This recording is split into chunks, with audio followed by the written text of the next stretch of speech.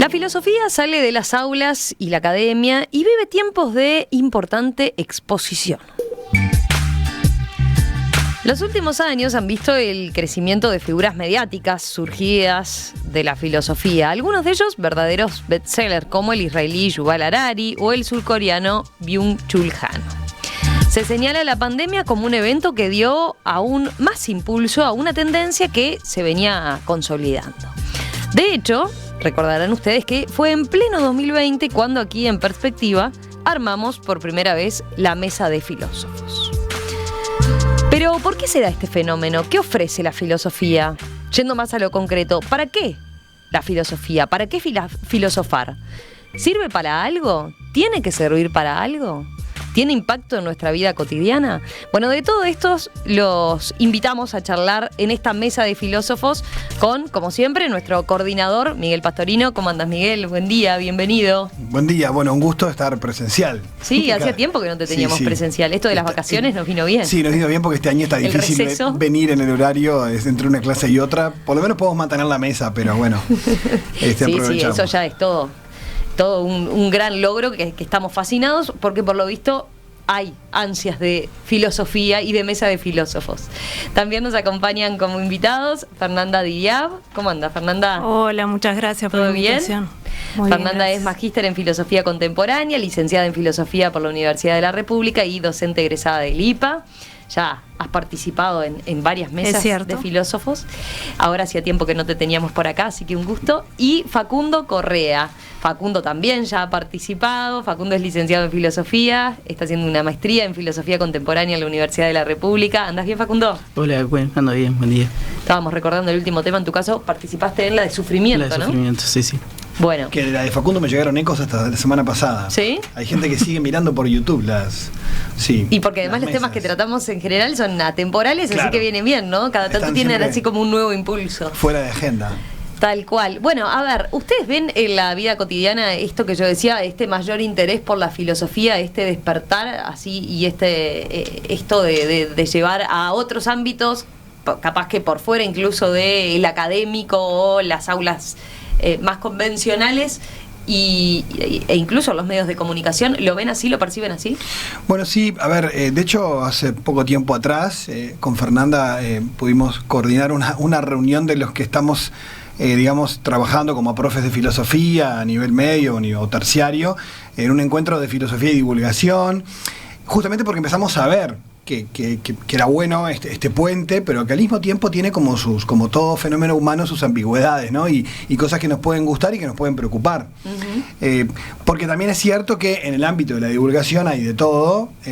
Hay gente de la academia que se resiste a entrar en la divulgación, porque entiende que es una especie de rebaja del nivel de investigación. O por otra parte hay quien en la divulgación puede convertir cualquier cosa en filosofía también, uh-huh. ¿no? O la no distinción entre lo que es la filosofía académica, o también el propio uso de la palabra filosofía. De hecho, yo te escuchaba en la introducción y claro, a mí se me crispa la... Pero yo te había... Porque claro, está bien. Porque Byung-Chul Han es un filósofo de formación, hizo la tesis sobre Heidegger, es un tipo que escribe mucho, hay gente que no le gusta, hay gente que le gusta, pero el tipo es un filósofo contemporáneo que analiza la cultura del presente, con lo cual es bastante difícil hablar siempre del presente. En cambio, Harari no es filósofo, estudió historia, tiene un doctorado en historia medieval, escribe bastante de divulgación. Y ahí hagamos un link a la mesa de filósofos donde destrozamos a Yuval Harari, ¿no? Sí. Pero bueno, yendo a tu pregunta y para introducir también para que los compañeros puedan también dar su mirada, a mí lo que me parece interesante hoy es que por un lado hay un gran interés en el tema de la filosofía, que lo comentaba, me acuerdo, también algún pensador español que decía, cuando vino la pandemia, por primera vez empecé a ver que me llamaban de la televisión y decían, ¿por qué ahora un filósofo? Seguramente porque ya no hay más nadie a quien llamar, ¿no? Entonces es como que ya los científicos no saben qué decir, porque es como cuando hay incertidumbre se arranca a buscar algo, dice, lo cual no sé si habla bien o mal de la filosofía, ¿no? Pero sí es cierto que hay un despertar, un interés.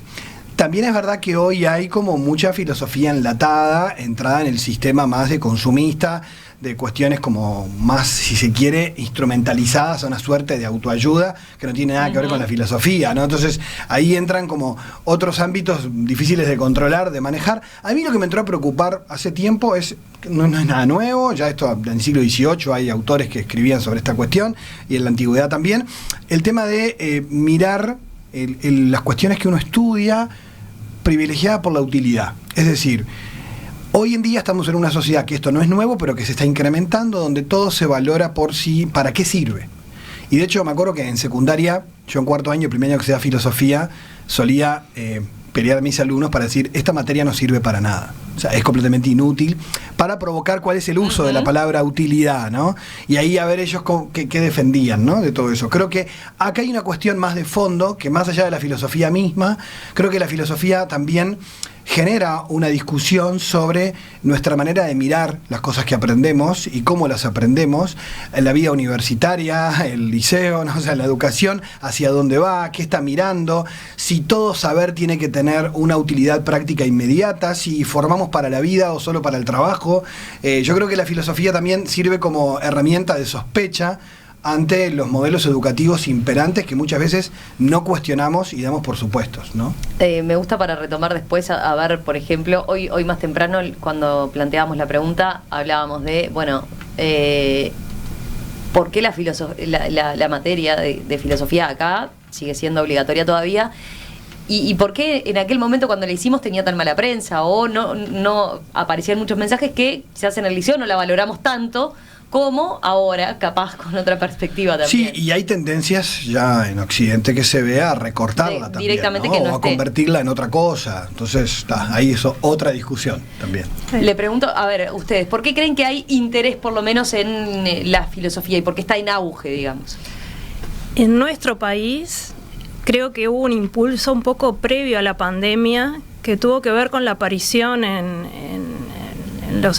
algún streaming, no me acuerdo si en Netflix o en qué, de alguna serie relacionada con la filosofía, y bueno, algún programa más, o por alguna razón en determinado momento los docentes de secundaria dejamos de pasarnos el primer mes de clase justificando para qué la filosofía, y ya llegábamos y bueno, esperaban a Merlí y lo frustrábamos un poco, pero por lo menos ese trabajo estaba allanado. Entonces, previo a la pandemia había un clima cultural, por lo menos en el medio liceal, que ya mostraba cierto cambio.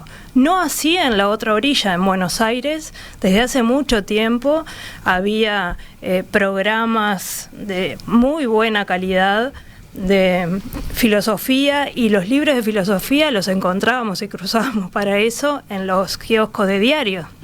O sea, era muy distinto. Acá es un fenómeno como muy acotada la filosofía, estaba lo institucional. Pero ya te digo, previo a la pandemia había cierto movimiento que por lo menos nos habilitaba a ganar tiempo en cuanto, bueno, arrancamos con la temática y con los problemas y no estamos tanto tiempo justificándonos. Que también era una excusa, porque yo siempre decía, bueno, ¿cuáles de las otras materias que ustedes tienen pasan un mes justificándose? La autorreflexividad es una capacidad y una potencia que tiene la filosofía como saber. Antes de comenzar, Emiliano nos decía, bueno, viene el corporativismo a defender la filosofía. Yo les decía, bueno, si somos buenos en lo que hacemos, y un buen filósofo, una buena filósofa, no debería conformarse con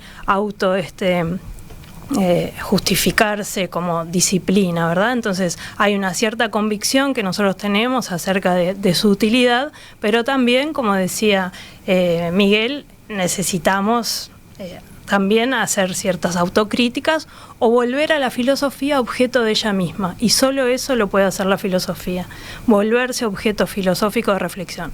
Entonces, ¿por qué? Bueno, hubo cierto cambio cultural que tuvo que ver con acceso a contenidos mejores, peores en su calidad, pero que hablaban de la filosofía. Previamente había una película de Woody Allen, ¿no?, que tenía como protagonista un terrible profesor de filosofía, que no era muy buen ejemplo, pero quiero decir, aparecieron varios casos de acceso. Y la pandemia fue un boom, ¿no? Es decir, con la pandemia nos dimos cuenta que somos seres finitos, que somos vulnerables, que necesitamos de los otros, todas cuestiones que para nosotros son parte del objeto de nuestro análisis y con lo que lidiamos permanentemente. Entonces, bueno, ahí fue nuestro minuto de fama. Está bueno eso de retratarnos a esas incertidumbres de la pandemia, porque por otro lado pensaba, ¿no? En estos tiempos donde vivimos tan a lo loco, tan en lo rápido, sin complicarnos mucho, ¿no? ¿Por qué? El interés por la filosofía viene como un poco a contrapelo de eso, ¿no? De eso que estamos viviendo. Siempre son momentos o no, de reflexión, lo mismo y esta tendencia que tú decís a que desaparezca la filosofía. A veces uno se cuestiona sobre las edades de quienes reciben, a pesar de que hoy se habla de filosofía para niños y se trabaja mucho en la didáctica de la filosofía y pasan cosas muy interesantes en el aula de filosofía con los chiquilines. Pero también eso que tú decides, personas que escribieron y decían, ahora nos estamos dando cuenta, porque hay momentos de la vida, hay edades en donde la necesidad y la búsqueda de otro tipo de respuestas, porque aparecieron nuevas preguntas, te llevan a la filosofía. Entonces, ¿hay más gente interesada? Sí. Ahora, ¿cuántas personas pueden permanecer con las exigencias que el saber filosófico y la búsqueda filosófica requiere para llenar ese vacío de esas preguntas que dieron lugar? Eso ya es otra cuestión. Facundo. Bien, sí, yo estoy de acuerdo con que de alguna manera ha habido como una especie de nuevo interés por la filosofía, pero sí estoy de acuerdo tanto con lo que decía Fernanda como con lo que decía Miguel, que ha sido un poco ambiguo, ¿no? O sea, por un lado, creo que la pandemia jugó un papel importante ahí, porque de alguna forma lo que requiere la filosofía es hacer una pausa, una reflexión y demás, y la pandemia fue un poco lo que nos obligó a eso, que quizás antes sin haber tenido ese acontecimiento, quizás la filosofía hubiera seguido pasando desapercibida, en especial en estos tiempos en los cuales tanto se habla de aceleración social y de que la vida es cada vez más rápida y que no parece que cada vez más efímera, y como que cada vez tenemos menos espacios para la reflexión, ¿no? Pero sí, por otro lado, si bien se les ha dado ahí a los filósofos como su minuto de fama, también ha dado como el espacio para que renazcan o para que aparezcan las filosofías enlatadas y algunos espacios filosóficos, algunos espacios pseudo-filosóficos, ¿no? Que son como una especie de barniz filosófico que se le pone a las cosas para que de alguna forma puedan sonar un poquito más profundas, pero en realidad se sigue como rondando siempre dentro del mismo tema sin entrar realmente a qué es lo importante, o en realidad no hay una verdadera reflexión en el sentido de ir quizás a las causas últimas, que tiene mucho que ver con eso que decía Fernando ahora lo último, ¿no? Hay que ver cuánta gente está dispuesta, que eso sí, yo ya creo que no hay tanto, a mantener el ritmo que te requiere la filosofía, que es, digamos, siempre estar ahí, siempre estar en esa pausa, en esa reflexión, siempre seguir con constancia hasta las últimas consecuencias, eso que uno está pensando. Y es ahí en donde yo hace poco, pensando en esto, recordaba una vez a Dolina, que decía, ¿no? Que por un lado está la gente que quiere leer y la gente que quiere haber leído, ¿no? O sea, digamos, por un lado están los que quieren decir, yo leí el Quijote, y aquellos que se quieren tomar el tiempo para leer el Quijote, que son más los que quieren haber leído el Quijote. Y yo creo que a veces con la filosofía confundimos un poco, quizás confundimos por interés el querer saber de filosofía, no tanto quizás el tomarse el tiempo para realmente saber de filosofía. ¿Se entiende? Sí. Sí, me quedé con cosas que decía Facundo ahora, que me parecen relevantes y mira, hay una cosa que a veces uno le pasa, ¿no? Sobre todo con los estudiantes. Hay una imagen como muy así de que la filosofía un poquito es como una especie de reflexión, así como de payar un rato y divagar un poco. Vamos a filosofar. Y en realidad la filosofía, desde su génesis, es justamente de un rigor de análisis conceptual, justamente para no poner, digamos, nombre a cualquier cosa y hablar de cualquier manera. Justamente no solamente pone rigor, sino que la filosofía es siempre como un paso atrás, algo que Ortega y Heidegger insisten mucho siempre, es como ir por atrás de aquellas cosas que damos por obvias, y a veces hace ese ejercicio de sospecha que es muy importante, porque a veces, por ejemplo, en la crítica a Harari, para poner un caso ya, es decir, él, por ejemplo, comete algunos errores que vos con un poquito de ejercicio filosófico los detectás en el texto, cuando él plantea como la ciencia ha demostrado que, y plantea teorías. No, la ciencia entonces no demostró, está especulando cosas que no demostró. Entonces, clásicas diferencias que tenía, por ejemplo, que planteaba Platón o el propio Kant, que es la diferencia entre opinar, creer y saber, por ejemplo. Que no es lo mismo una opinión que una creencia o que un conocimiento, y qué tipo de conocimiento es, y qué queremos decir cuando decimos que eso es verdadero, a qué nos estamos refiriendo. Y muchas veces eso exige un rigor de detenerme y de no decir cualquier cosa, que obviamente justamente es todo lo contrario a divagar, ¿no? Justamente lo que a veces exige y es cansador es pensar con rigor. Y eso requiere también cierto ejercicio, que a veces justamente cansa, ¿no? Porque pensar cansa. Entonces, en una sociedad donde hablamos de tanta polarización, del emotivismo, de que se tiende a la respuesta rápida, justamente es, digamos, a la pereza para pensar. Entonces, el llamado a la filosofía es atractivo, pero a la vez también se le dispara un poco por esta misma razón, ¿no? Eso por un lado. Y porque uno puede también pensar, me parece que la filosofía te va a dar justamente, si pensábamos lo que dicen de la pandemia, bueno, que la filosofía nos iba a traer ¿no? la solución, y al revés, la filosofía te abre muchas más preguntas y mucha más incertidumbre quizás, ¿no? Claro, y por ejemplo, yo que sé, en los temas, ¿no?, que Fernanda domina muy bien, temas de ética y política, por ejemplo, cuántas cosas quedamos por obvias, o por ejemplo ahora que en los debates a nivel parlamentario en el mundo entero aparecen los temas de desafíos de bioéticos, y que a veces la gente piensa que, bueno, tenemos que llamar al técnico, sí, que nos va a explicar cómo funciona una tecnología de CRISPR-Cas de edición genética. Ahora, la pregunta es, ¿qué hacemos con eso? ¿Cómo lo manejamos? ¿Y hacia dónde queremos ir? Son preguntas filosóficas, son preguntas éticas, que no se resuelven con datos empíricos ni con el Big Data. O sea, son tipos de preguntas que un Estado responsablemente tiene que hacerse, tiene que ayudar a que la gente piense. Entonces, bueno, ese tipo de cosas son sumamente relevantes. Y algo que a veces no se toma en cuenta es la importancia de la interdisciplinaridad, de que tienen que dialogar los saberes, y que justamente la filosofía no puede vivir de espalda a la ciencia, pero la ciencia no puede vivir en la ingenuidad de no hacerse preguntas críticas, porque la filosofía, si algo hace también, es estudiar los supuestos de la ciencia y preguntárselos, y que muchas veces ese ojo crítico, ese ojo de sospecha, es necesario para ser un poco más críticos y no dar por verdad lo que es cuestionable, ¿no? Entonces, me parece que ahí hay como un ejercicio que a veces, bueno, yo pienso ahora, por ejemplo, en el mundo empresarial, ¿no? Decía de la Cortina, ¿no? A veces en vez de ética parece que quieren dar cursos de cosmética, ¿no? Entonces, hablando de la responsabilidad social empresarial, como bueno, si cumplimos con esto somos éticos. Pero alguien se hace la pregunta de por qué eso está bien y por qué debería estar mal. O sea, el ejercicio de preguntarnos cuáles son los fundamentos de por qué decimos que algo es lo correcto o no es lo correcto, es un ejercicio filosófico fundamental. Y hoy lo ves que hay como una demanda enorme, hay como una explosión de cursos de ética. Habría que preguntarse, ¿no?, por otro campo, ¿no? Sí, hay un concepto que a mí me gusta, la idea de que la filosofía sea un bálsamo, ¿no? Bueno, no lo es. Es decir, no vamos a encontrar, yo veo a veces personas que buscan hacer una terapia porque eso los va a aliviar, y las primeras instancias en cierto tipo de terapias psicológicas, no estoy comparando la filosofía necesariamente, pero quiero decir, a veces se busca como un bastón también en la filosofía, y se espera que sea un bálsamo para aliviar ciertas cuestiones. Y las cuestiones a las que responde la filosofía difícilmente queden satisfechas por ella, porque son preguntas que son existenciales y quedan siempre sin responder, o por lo menos con una respuesta última. Tú decías, genera más preguntas. Yo he combatido bastante esa idea de que la filosofía es más preguntas, es un conjunto de preguntas, casi que somos como grandes interrogadores, no porque no crea que el lugar de la pregunta filosófica no sea fundamental, sino porque se piensa que en la filosofía no hay respuestas a algunos temas. Y hay respuestas que son mejores que otras. No toda la filosofía es virtuosa.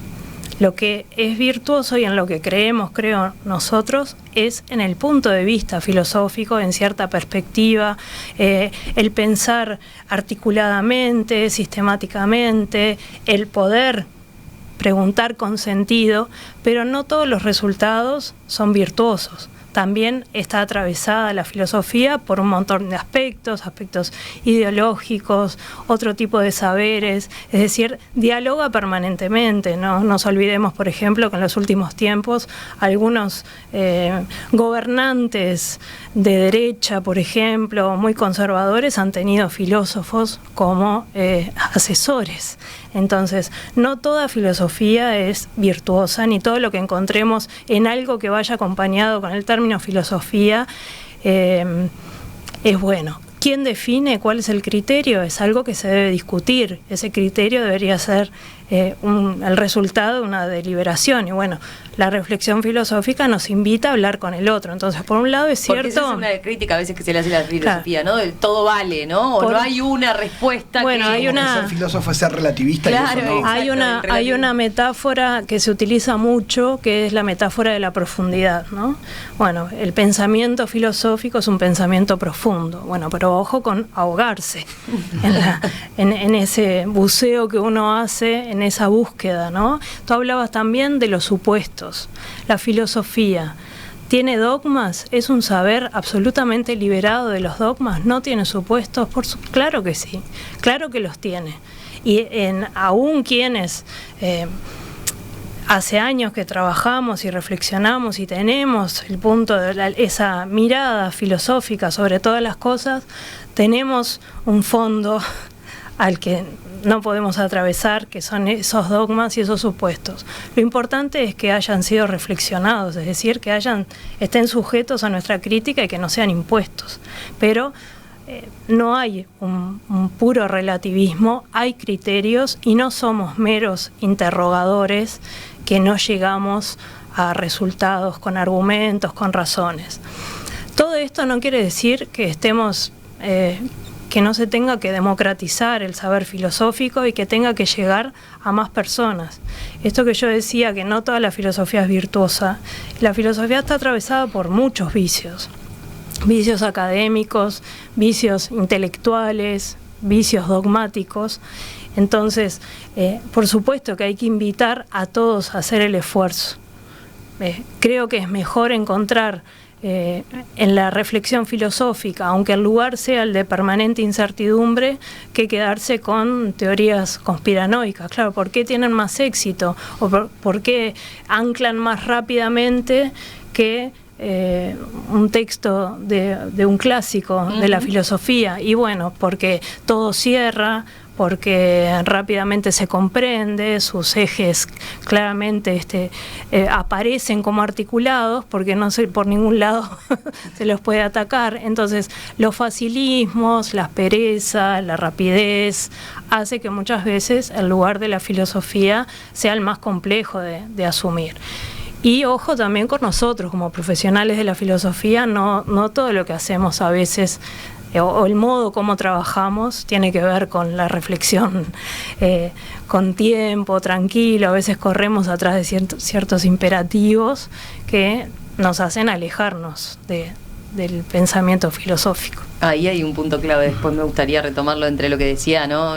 Miguel, el enlatado, ¿no? También, pero cómo manejar el ser accesible. Exacto. y acercar de alguna manera sin caer en decir eso es una obligación, ¿no? Que cualquier cosa entre. Ojo con el concepto de barniz filosófico, que Bertrand Russell lo utilizaba como un elemento fundamental. Decía, las personas que van por la vida sin barniz filosófico van presas de los dogmas, están presas de los prejuicios, de lo que se ha incorporado, las creencias que han asumido sin haberlas pensado. Es decir, cierto barniz. O sea, por eso, a pesar de las frustraciones que podemos llegar a tener a veces en el aula o en ciertos espacios, o sentirnos incomprendidos, yo creo que algo siempre queda, y ese barniz de filosofía es fundamental.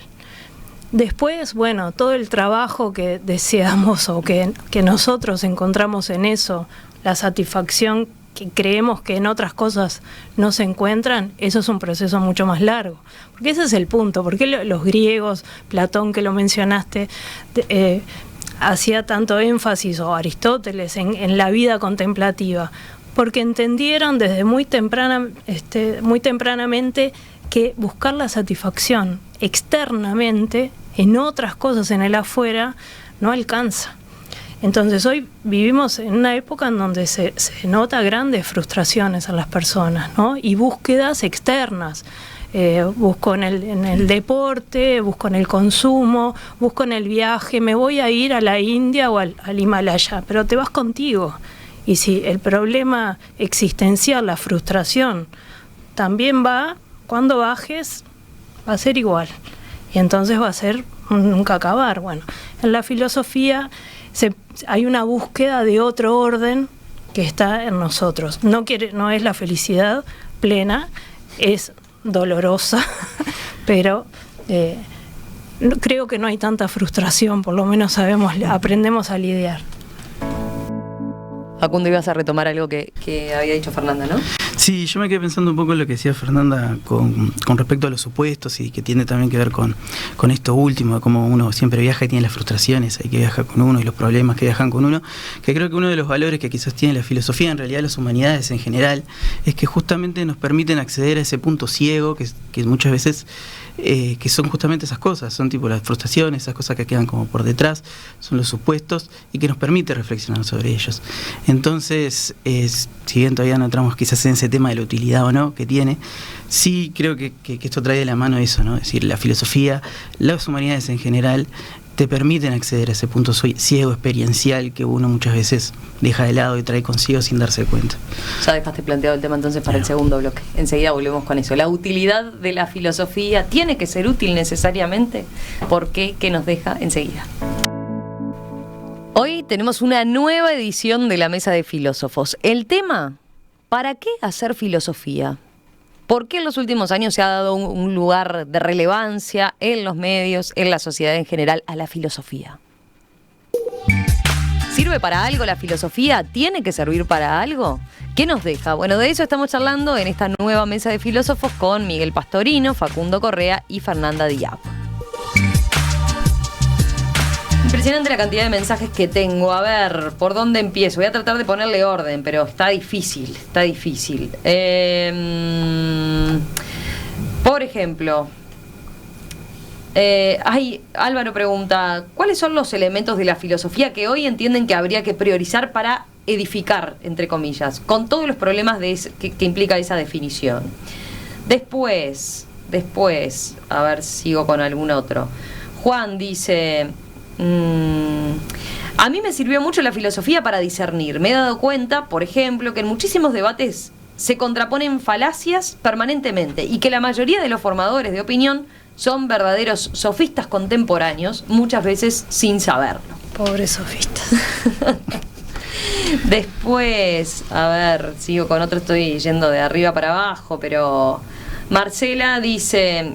Sin querer tomar mi trayecto de vida una máxima para todo el universo, creo que la humanidad atraviesa una crisis existencial, de valores, de búsqueda de sentido, etcétera, que justifica acudir a la filosofía. Nunca vi tanta meditación, soy mediadora desde 1989, desde 1989, tanto mindfulness, tanto autoayuda, tanto poder de la mente subconsciente, etcétera, como en los últimos tiempos, dice ella.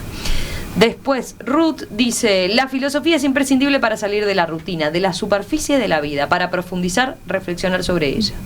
Agradece la mesa y pregunta si no hay, dice que está buscando un café, taller filosófico. Está ahí picando. Hay algunos colegas que hacen, sí, pero ahora no tengo nada presente, pero es buscar en las redes. Buenísimo los aportes. A mí me parece que hay una cuestión ahí con el tema de la utilidad, que no hay que confundirla, que es que podemos usar el término de muchas maneras también, ¿no? O sea, de hecho hay expresión de un par de autores, Pierre Hadot, por ejemplo, habla, ¿no? la utilidad de lo inútil, ¿no?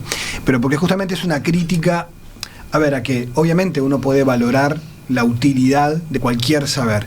El tema es si ese concepto de utilidad está siendo reducido a el beneficio económico, la aplicación práctica inmediata, el corto plazo, y entonces, bueno, ¿esto para qué sirve? Ante esa pregunta la filosofía no sirve para nada. Ante esa pregunta. Pero claro, el tema es que deberíamos preguntarnos más allá de la filosofía, ¿para qué sirven los museos? ¿Se prioriza la cuestión económica o tiene un valor en sí mismo eso? O sea, aquello que Aristóteles definía, ¿no? La diferencia entre aquellas cosas aquel conocimiento que tiene un valor en sí mismo, o sea, vale saber esto porque vale saberlo, no por una cuestión de que a ver en qué lo voy a aplicar. Y obviamente la hegemonía del pensamiento técnico y de la misión utilitarista del saber está llevando muchas veces la formación incluso académica, a la casa de créditos, a la titulación, muchas veces a esta tendencia de que algunos han llamado la industria académica, de que la universidad, en lugar de formar, digamos, pensamiento, pueda terminar formando tecnócratas, gente que simplemente tenga una especie de mirada excesivamente profesionalizante de lo que estudia. Que a ver, que no es que todo eso esté mal, es que quiere decir, el tema es esa la única mirada, porque ahí sí, los saberes humanísticos, las humanidades, empiezan a quedar como en un lugar extraño. De hecho, ahí hay un debate, yo lo mencioné en el artículo que publiqué hace poco, al pasar, ¿no? Pero que es interesante ver que más allá de las diferencias que puede plantear Martha Nussbaum cuando dice, ¿no?, las humanidades tienen una relación directa con la democracia, entonces si tenemos menos gente con pensamiento crítico, menos conocimiento de historia, de literatura, de arte, de filosofía, podemos tener gente mucho más sumisa, mucho más, básica en su manera de pensar. Que, bueno, otros dicen, bueno, pero hay gente que es muy culta. Una vez me lo decía un filósofo esto, contrariando a Nussbaum, y que, por ejemplo, que votaron a Hitler y leían a Goethe y escuchaban música clásica, ¿no? Como contraargumentos. Sí. Y bueno, a veces no, o lo que planteaba también Fernanda sobre, bueno, puede haber también filósofos que también al servicio de determinados fines, que uno puede también cuestionarlos. Ahora, por otra parte, Adela Cortina, que habla, ¿no?, de, bueno, ojo que las humanidades aportan al PBI, entonces uno va viendo como argumentos y dice, bueno, claro, toda esta discusión de fondo, lo que nos está planteando muchas veces es, para mí, desde todas estas perspectivas, una crítica interesante a una reducción de la búsqueda del saber por su mera utilidad o beneficio económico. Yo creo que esa crítica es importante y desde varios ángulos, los que están un poco a la defensa de las humanidades hoy en varios países, a que no se pierdan cátedras de teatro ruso o de lenguas clásicas, un poco van en esa línea de ver, esto tiene un valor que tiene que ir más allá de lo económico, ¿no? Esto tiene un valor que tiene que ver con la cultura, con un tesoro de la humanidad que no podemos simplemente convertirlo en algo descartable, ¿no? Y creo que ahí hay como una especie de crítica permanente que está denunciando tal vez una visión muy plana de la realidad, que no se cuestiona, esa propia mirada no la cuestionamos, damos por obvio la pregunta de, bueno, pero ¿y para qué sirve? Entonces no. Entonces, ir contra esa mentalidad es una forma también de hacer una crítica filosófica, ¿no? Me parece, alguien decía por allí o preguntaba, creo que Javier, cuáles serían los aspectos de esa mirada o de esa perspectiva filosófica que sería importante hoy en día recuperar. Y a pesar de las objeciones ante lo que dice Martha Nussbaum, yo creo que esa relación entre filosofía y democracia, que desde sus orígenes nacieron juntas, es fundamental. La reflexión de la filosofía supone siempre el cambio y la transformación. El pensamiento filosófico asume la posibilidad de lo otro. La imaginación es un elemento fundamental en la filosofía, un elemento crítico realmente, porque nos permite trascender lo que hay, lo que es, y pensar en lo deseable. Y desde ese punto de vista, bueno, las disciplinas a las que yo me dedico, la ética y la filosofía política, son muy importantes, porque lo que hacen es dar cuenta de horizontes que, con base filosófica y racional, que nos permiten valorar en dónde estamos parados, qué nos falta para tener una democracia más plena, qué tipo de sociedad o qué tipo de conductas o qué tipo de etos, ¿no?, de prácticas, de sentires, porque no es solo racional, también la filosofía nos enseña a desear adecuadamente, no de una sola forma, pero sí para evitar ese tipo de frustraciones. Entonces creo que ese aspecto, ese vínculo que no se puede romper entre filosofía y democracia, me parece que es uno de los más importantes a rescatar. Y antes de darle la palabra a Facu, quería hablar un poco del concepto de crítica, ¿no? Porque hay quienes confunden y creen que ser un filósofo o una filósofa es ser un criticón, ¿no? Y entonces cualquier objeción que yo plantee a cualquier cosa es válido solo porque yo lo expreso. Y eso es una tendencia muy contemporánea, el creer que el sujeto solo por emitir o por tener una creencia está justificado en su decir, en su creer, en su opinar. Y entonces a veces nos encontramos con que el ámbito de la disciplina se convierte en eso, en opinología. Entonces, creo que hay que discernir eso y enseñar desde la filosofía o promover la reflexión sobre que la crítica es otra cosa. Por ejemplo, y a mí esto me parece fundamental, por eso me dedico a la ética y a la filosofía de la práctica, es la posibilidad de tener un punto de vista que no sea exclusivamente el de nuestros intereses.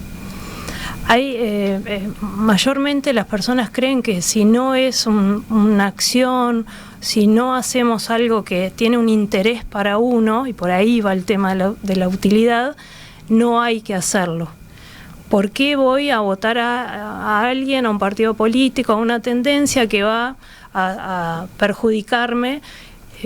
No lo haría. Bueno, en lugar de pensar en términos de un bien común. Para eso es necesario tener un punto de vista imparcial. ¿Es posible? Es un horizonte.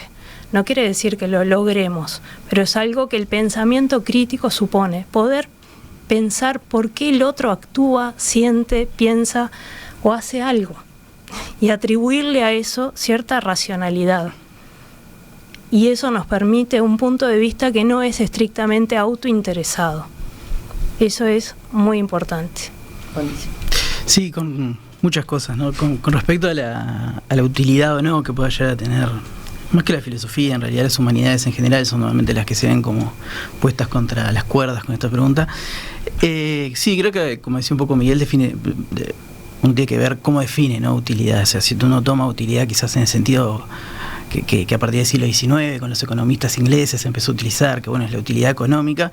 Entonces sí, quizás ahí las humanidades no sirvan para nada, o sirvan para muy poco, o no sirvan más allá que para una conversación edificante, digamos, y nada más. Pero si uno después va a un sentido quizás un poquito más profundo de utilidad, que yo no me voy a animar a dar en este momento, pero si uno quiere pensar un poquito más en cuál es el valor que tiene, entendiendo utilidad, no solo la utilidad económica. Entonces, ahí yo creo que las humanidades, como decía antes de cuando cerramos el bloque anterior, creo que su principal valor es eso, ¿no? Que de alguna forma te permiten dar cuenta de ese espacio que normalmente a vos te queda, ese punto ciego que te queda, digamos, en el día a día, en la cotidianidad, que en realidad eso es el espacio en el cual se mete la cultura, ¿no? Es el espacio en el cual uno se da cuenta de que es un ser humano histórico, que es un ser humano que tiene detrás toda una trayectoria cultural, que tiene además, digamos, toda una red de supuestos que está asumiendo, que les vienen dados y que de alguna manera debería no necesariamente criticarlos en el sentido de destruirlos, pero sí por lo menos ser consciente de ello y de alguna forma reflexionarlos, ¿no? Que eso va un poco de la mano con lo que decía ahora Fernanda, ¿no? El hecho de estos hombres súper prometeicos que tenemos ahora, ¿no? Que se hacen a sí mismos y digamos, mi opinión es la que vale, y como es mi opinión tiene que ser tomada en cuenta sin importar ninguna otra cosa. Creo que justamente el hecho de quizás dar cuenta de ese punto ciego serviría para que podamos notar que en realidad ninguna opinión se hace sola, que toda opinión se hace en el diálogo, que todo supuesto se hace en el diálogo, que toda cultura se hace en el diálogo, y que uno, como creo que en un momento dice Nucho Ordine en el libro, uno no está solo, que es eso, y no solo en el sentido quizás melancólico, nostálgico, que no está solo, sino que no está solo en el sentido de que sus propios supuestos van siendo construidos junto con el otro, junto con un otro quizás más inmediato, como un otro histórico, y que creo que es en ese lugar en el cual las humanidades pueden aportar su valor, de dar cuenta de eso, que muchas veces queda pasado desapercibido y lleva, digamos, a muchos problemas. Eso es peligroso, ¿no? Porque esa idea de autopercibirnos con otros contrasta y contraviene los argumentos, por ejemplo, que están detrás de algunas modas, ¿no? El emprendedurismo o la idea de la autonomía plena, de depender de nuestro esfuerzo para lograr determinadas cosas. Yo tenía, muy democráticamente, tenía prohibido en la clase decir esa es mi opinión, sin más, sin argumentar, justamente por esto, ¿no? Wittgenstein hace mucho tiempo demostró o trabajó argumentativamente la idea de que el lenguaje privado no existe. Por lo tanto, nuestra forma de comunicar y nuestra forma de pensar es deudora siempre de esa cultura y de quienes nos precedieron y con quienes convivimos. No hay en el orden social casi absolutamente nada que podamos hacer sin dependencia de los que existieron, de los que existen y de los que existirán, porque también muchas de nuestras conductas están condicionadas por las futuras generaciones, porque proyectamos nuestras ideas. Entonces es muy riesgoso, no se olviden que Sócrates murió por eso. Estamos dando la vida. Sí, hay dos cositas. Un mensaje que recibimos del compañero de esta mesa, Pablo Romero, que lo acaba de mandar, y citando a Nussbaum. Pablo dice: desde las aulas de secundaria cada vez nos resulta más vital el rol de la filosofía. Es clave para enriquecer el diálogo, para fomentar el debate inteligente y la ética argumentativa, aspectos particularmente necesarios en nuestra era digital de democracias deliberativas. En un mundo intoxicado de información y de consumo exacerbado, donde el otro está cada vez más lejos, nos resulta más lejano, y en donde impera la lógica del lucro, como denuncia Nussbaum. La tarea de la filosofía es vital para construir una democracia fundada en valores humanistas que nos permitan evitar el suicidio del alma al que refiere Nussbaum, ¿no? A esto un poco compartía ahora Pablo. Y pensando en lo que decía Fernanda recién, lo conversamos en la mesa anterior, la sui generis, que éramos nosotros dos. Se me cayeron los dos invitados. Y es que hoy en día leía ahora este filósofo chileno Carlos Peña, que es rector de una universidad, que él decía: las generaciones contemporáneas están un poco huérfanas de tradiciones, de relatos que den sentido, y entonces en esa crisis muchas veces el apego a la propia opinión momentánea y emotiva es como un apego a una identidad en construcción, de autoedición de sí mismo, donde si vos golpeás esa opinión es como que golpearas a la persona, ¿no? Entonces hay una dificultad para distinguir, y en esto de la filosofía da herramientas muy importantes, distinguir personas de ideas, ¿no? Entonces y el tan necesario respeto por la dignidad de todo ser humano, que eso no implica que yo no pueda discrepar y cuestionar, y que justamente la palabra crítica en filosofía tiene que ver con el análisis, no con el criticón, como decía Fernanda, no con criticar, ¿no? Y me pasó una anécdota que cuento, más muy que viene a pelo de esto. Me pasó con Horacio Bernardo. Tuvimos un debate sobre el tema de eutanasia en la Sociedad de Psiquiatría hace ya como 2 años, y entonces estuvo muy bueno todo a nivel de argumentación, y cuando salimos los dos, me acuerdo que salimos y aprovechamos y nos fuimos a tomar un café en la esquina, ¿no? A comer algo juntos, a seguir charlando de otros temas y de filosofía, y a profundizar cosas del debate. Y algunos psiquiatras que salieron de en la puerta nos quedaron mirando como después de la paliza que se dieron ahí están tomando un café, ¿no? Y además vinieron y me lo dijeron, ¿no? Sí, y bueno, pero nosotros nos apreciamos, nos queremos, nos valoramos, y además eso es parte del ejercicio filosófico, ¿no? Pero que vos puedas tener me llamó la atención que lo que uno vivía como natural se convirtiera en un espectáculo para otros, esa distinción saludable en que es importante poner argumentos a mis opiniones y no solo decir yo opino esto, el que se la banque el resto y ya está, ¿no? Porque no era opinión, eso estaba fundado. También hay un punto de debate en filosofía que es la relación con lo político, con los compromisos.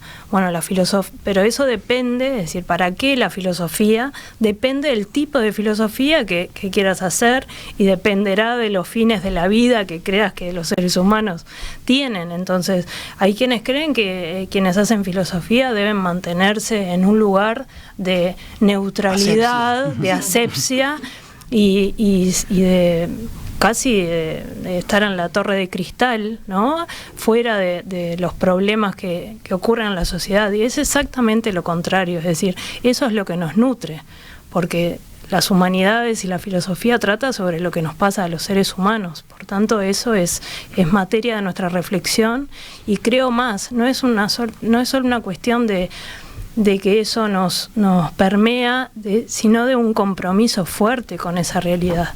Creo que tenemos la obligación, el deber de atender a esa realidad y de comprometernos con lo que ocurre y de tener una posición. Es más, sospecho de quienes pretenden hacer filosofía pretendiéndose imparciales. Hoy en día se utiliza muy equivocadamente a veces el concepto de laicidad como esa neutralidad, y creo que quienes ocultan eso es quienes más a través de sus ideas están imponiendo o están ocultando ciertos intereses, ¿no? Y ahora, agradeciendo el mensaje de Pablo, en tu artículo hablas, ¿no?, sobre los riesgos de que se quite la filosofía del aula. En algunos países decís que ya en se España, ha empezado a quitar. Sí, por ejemplo, fue escandaloso, y las manifestaciones... Sí, formación ciudadana. Lo que escribiste en Voces, digo, porque si quieren profundizar los oyentes, ahí lo tienen. Es el artículo de la semana pasada en Voces, que está digital. La filosofía siempre, ¿para qué? Siempre en secundaria tiene una espada, ¿no? Siempre está en riesgo la disciplina. No es la única, pero no es la en única. los años que yo estoy yo creo que trabajando ha pasado.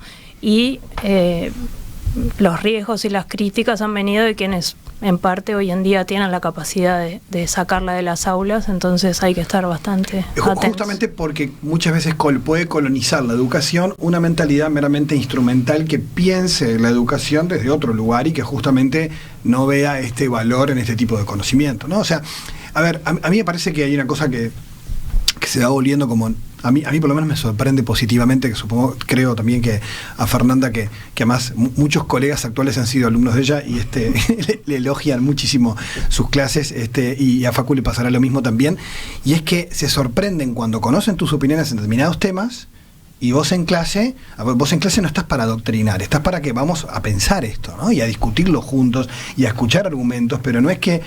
Porque a mí me ha pasado que me dicen, por ejemplo, ¿no?, en temáticas X, que me dicen, pero si vos pensás esto, hoy en clase salimos pensando que vos pensás lo contrario, no, pero es que en realidad la clase hoy era hacer un debate atendiendo cuáles son los argumentos.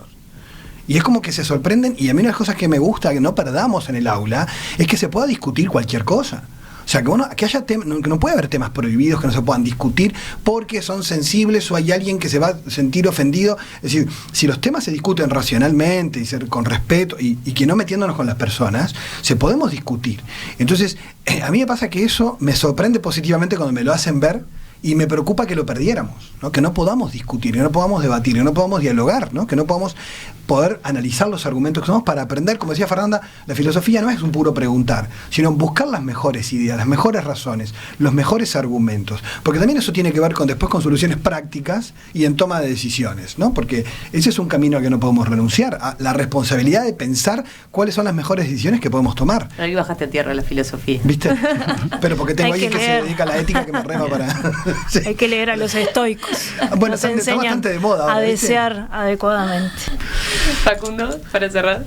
No, bien, sí, yo me quedé pensando, bueno, otra vez muchas cosas, pero para resumir, para decir solo un par de cositas. Sí, yo creo que muchas veces cuando se dan intercambios de opiniones, la gente a veces confunde esa quizás angustia que te genera cuando alguien de repente te da un buen argumento, que te desbarata algo que quizás vos tenés pensado durante mucho tiempo, lo confunde con daño, ¿no? Como que es alguien que me está dañando, que me está haciendo esto, que me está como intentando resquebrajar, y que muchas veces uno intenta escaparle a esa angustia, entonces dice, bueno, no, era mi opinión, y como que se pone en ese espacio. En realidad me arrepentí. Claro, sí.